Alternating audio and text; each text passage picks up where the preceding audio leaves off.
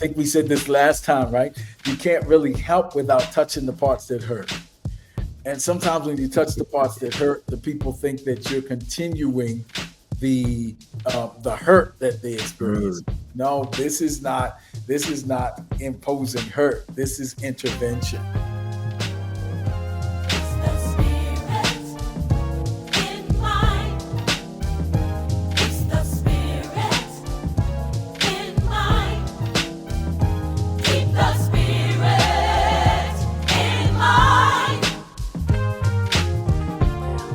To the Spirit in Mind broadcast with your hosts, Bishop C. Guy Robinson and Dr. Jonathan Shepard, where we explore faith and mental health perspectives on current affairs.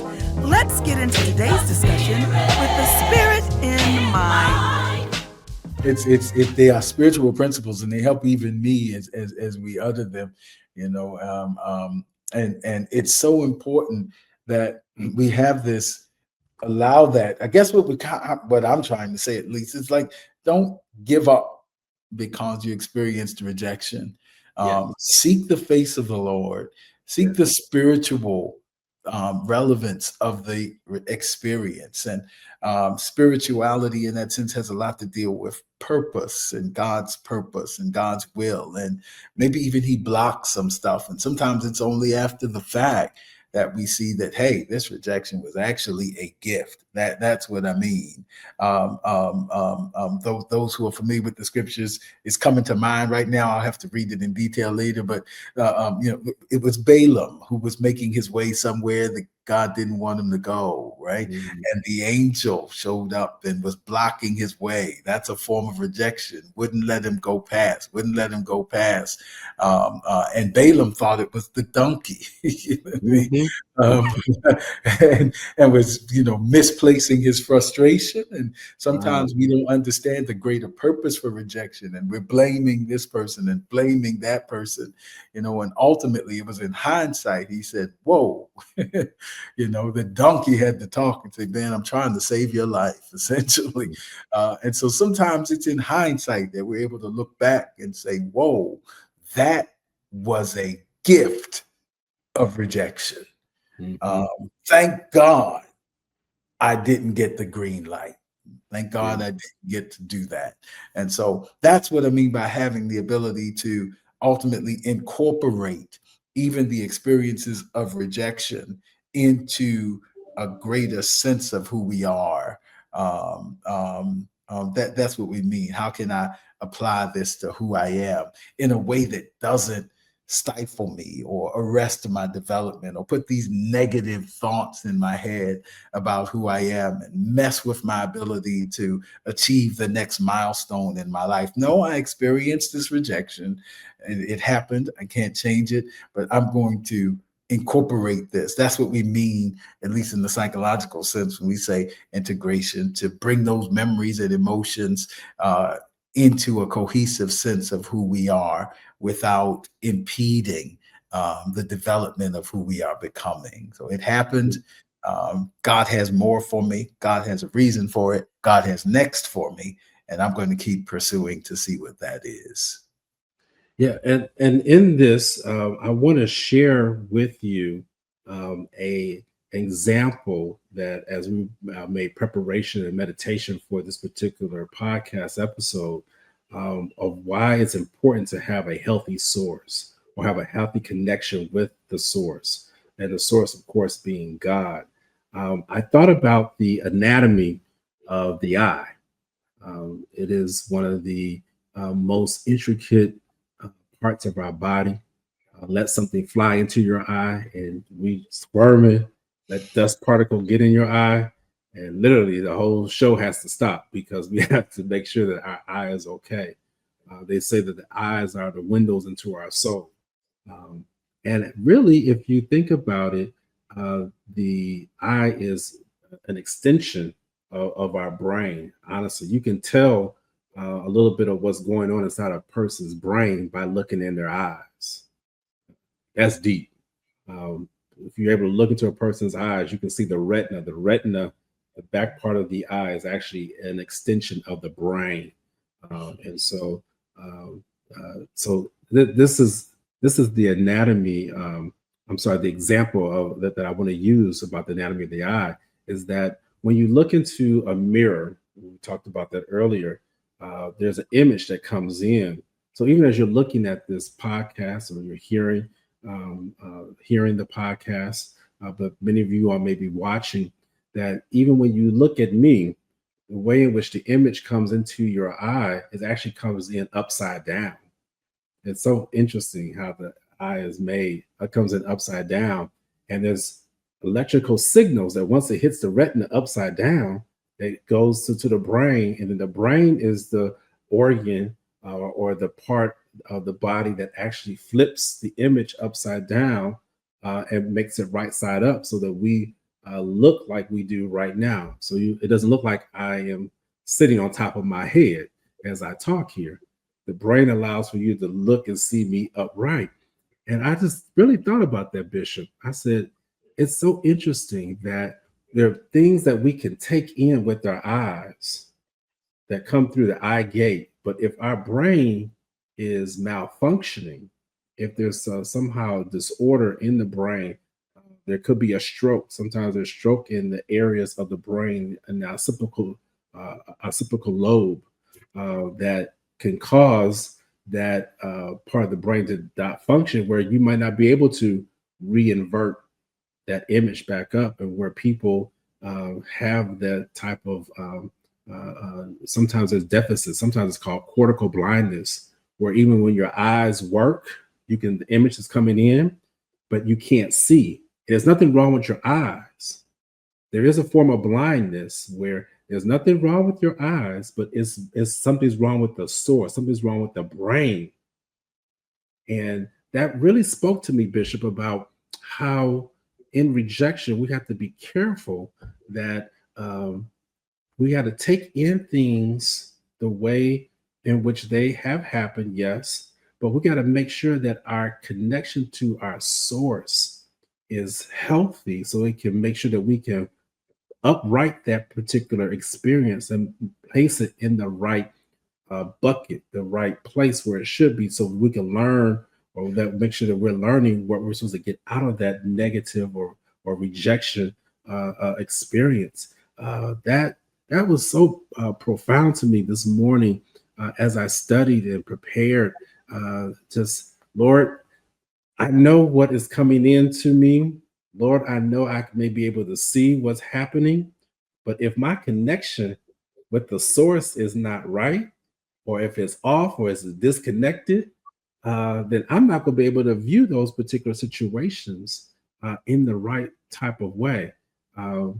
Yeah, Bishop, that's my anatomy example for this session. I love examples. So, hey, you know, that's a principle. Scriptures speak about it, about the things in nature reveal, the things that are seen reveal invisible and spiritual truths.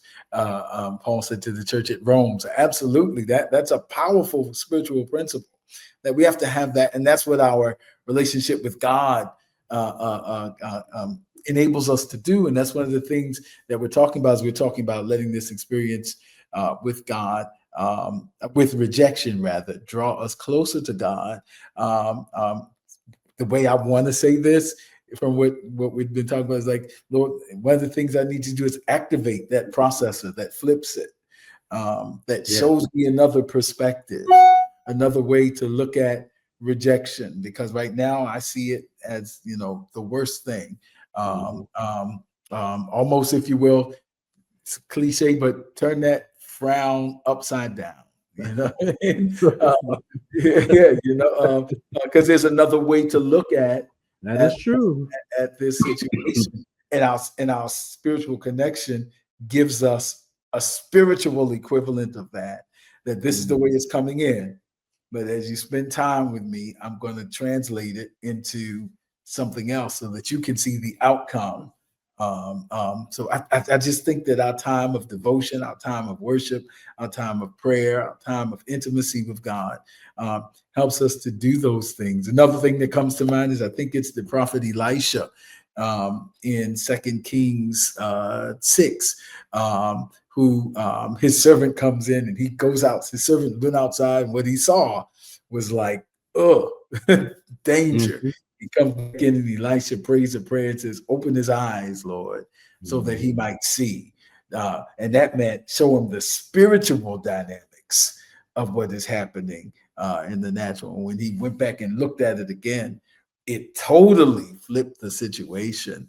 And so for me, that's just such a powerful sense of revelation that you got from your anatomy class.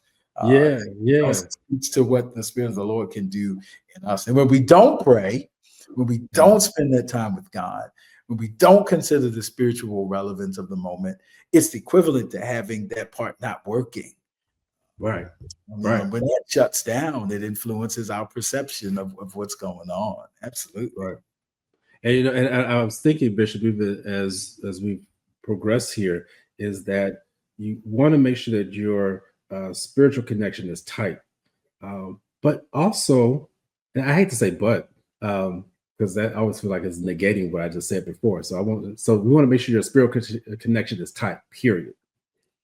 You also must consider that if you are in treatment, if you're in therapy, you want to be with people who you trust because they're going to give you some other perspectives to think about on how to be able to manage that that rejection and that traumatic experience.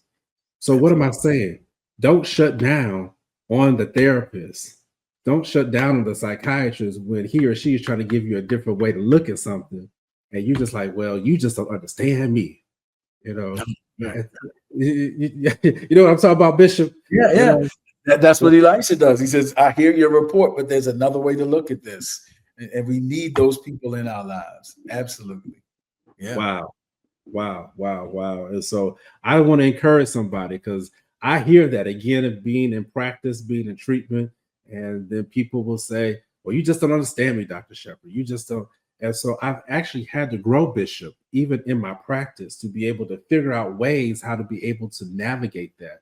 And I'm sure you know exactly what I'm talking about, being a professor, being a pastor, being a mental health professional. Um, that Anytime you're helping people, because sometimes help, because I think we said this last time, right? You can't really help without touching the parts that hurt. And sometimes when you touch the parts that hurt, the people think that you're continuing the hurt that they experience. Word. No, this is not imposing hurt. This is intervention.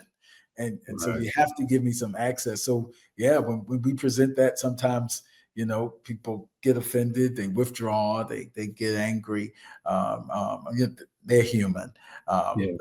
But what we're saying is there's another way to look at it. And you need some people in your life who will help you to say, hey, there's another way to look at this. That's And I'm right. not saying that to hurt you. I'm saying that to try to help you because I don't want you to get stuck with this inaccurate perception that you have, or less helpful, or even self-impeding perception that you have. Yeah, that's important. That's right. That's right. And I think about how I want to utilize this experience that we've talked about today. And so I want you to think about as we're going and beginning to bring this to a close. Think about how you're going to use this information in your daily life. I'm thinking about the group that I help to mentor, Black male physicians. I'm dealing with Black male physicians right now, Bishop, who have experienced rejection on multiple levels. And it's so interesting that these are people who have done well in school, like I was talking about earlier. They've made it through medical school. Many of them have gotten to residency and cannot finish the residency because of various forms of rejection. Rejection could be their inability to pass the licensing exams. So there's different licensing exams, the various barriers that people are putting up so that they cannot participate or receive the accommodations that they're supposed to have in their licensing exams. And when you fail and when you've had multiple failures, oof, you have multiple failures, you begin to question, is this even the career that I'm supposed to be a part in? Is this what Absolutely. I'm actually supposed to do? man, I had to say that because I just kind of felt the heaviness right there. Absolutely, absolutely, yeah. You know, So you won't get discouraged by that, because that's important. And I know we got to go. I think I even um, uh, uh, brings to mind that that's going to happen. Pastors have pastors, therapists have therapists, academicians have academicians, and sometimes they present other views. I've written academic papers and had fellow academicians go through it and say, well, could you say this? There's another way to look at this. And so it's just so important to understand that those kinds of insights and things are meant to be helpful, so that we can even process that. The whole goal is not to give up at the encounters of rejection, but to incorporate those into a greater purpose and keep moving forward. yeah. And Hopefully this has been helpful. Yeah. Dr. Shepard, I don't know if we have any final wrap-ups, final words. I want to encourage the people to make sure that you follow us. Follow us on Facebook, Spirit in Mind Health, Spirit in Mind Live. You can find us at both places. Honestly, it will come up. I want you to go there, subscribe to us on YouTube, get all the notifications, so that when our reels hit, we do our short reels. Bishop, people don't like sometimes listen to a whole episode, which is okay. We want to utilize that to reel you on in. That's why it's called a reel. Reel you right on in. So you watch the whole episode. We're not bothered by that. And we just want it to come on in, so you can see the whole episode. Watch that. Make sure you have gone to our various, I believe it's called Linktree, so that you can get all the various different platforms, so that you can stay up to date with our most current episodes of Spirit in Mind podcast. It is a pleasure to be able to come into wherever you're at, in your cars, at home, wherever you're at. It's a privilege, and we definitely honor that. That's all, Bishop. That's all that I had. Wonderful. So we want to thank you for spending this time with us and allowing us to continue to talk about this important subject, that is the gift of rejection. And again, we hope it's been helpful to you, and we hope that it's been helpful enough for you to recommend to someone else. And so share with a friend and have them to join us. And when you do, we look forward to seeing you and your friends and your cousins in there next time, right here on Spirit in Mind.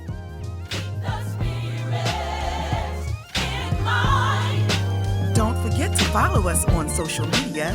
We're on Facebook at Spirit in Mind, and we're also on Instagram at Spirit in Mind Live. Join us next time for a new episode of Spirit in Mind.